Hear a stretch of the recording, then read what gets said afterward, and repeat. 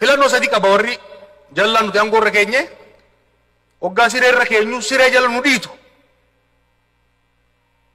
gabrummaa ormi akaarreetti isa dhiitee oofu jala baafne siree irra baafne siree irraa nu gaffincaanu siree irraa gadi bu'ee mana Oromoodhaa diigu taanki baankii alagaarraa fuunee harka isaa keenyaan diroonii bitee qabalee keessatti mana hiyyeessa gu'u carraa sadii qaba. Yoo Rabbiif barsiisee qalbii horatee karaa deebi'u natti hin fakkaatu isin du'aa itti godha. Kalammataa warri marsee taa'u ka isa waliin ol baafne fala itti godhee wajjiin kufuu manna if baraaru.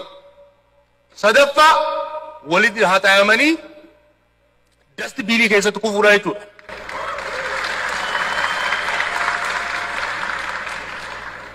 Kuni dhaadannoo miti. This is not a slogan. This is a plan. This is a strategy. This is a plan. I'm not bluffing. Sabni kun saba laafaa miti. Yeroo callisu sodaatee min rafu hin mugu ni riba malee waggaa lama sadiif ribnee garuu hin rafne dalagaa turre jechuudha. Hojii hojjechaa turre jechuudha. Jaarmaa keenya bitaa mirgaan rukutamee lalaaffate deebnee jaarranne haala qabatamaa mata keenya biyya keenya naannoo keenya fi addunyaa qoranne tarsiimoo saniin walgitu baasuu irratti fuulleffannee jechuudha. San amma xumurree hojiitti seennee jirra. Hojii kanas isin dammaysuudhaan diina rifachiisuudhaan eegallee jechuudha. Itti milkoofne moo? Marsaa itti aanu wal gorfachuu, wal qajeelfachuu, tarsiimoo lafa keenya irratti mari'achuuf bilcheeffachuutti deemna.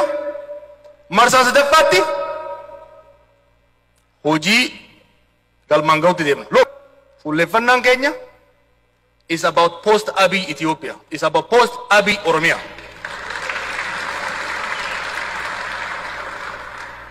Sirriitti qorannee jirra, itti qophoofnee jirra.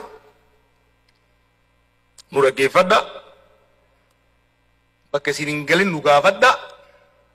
Bakka kanarraa mayne seetan nu gorfadha. Bakka itti haqqatti Rabbitti nu kadhadha.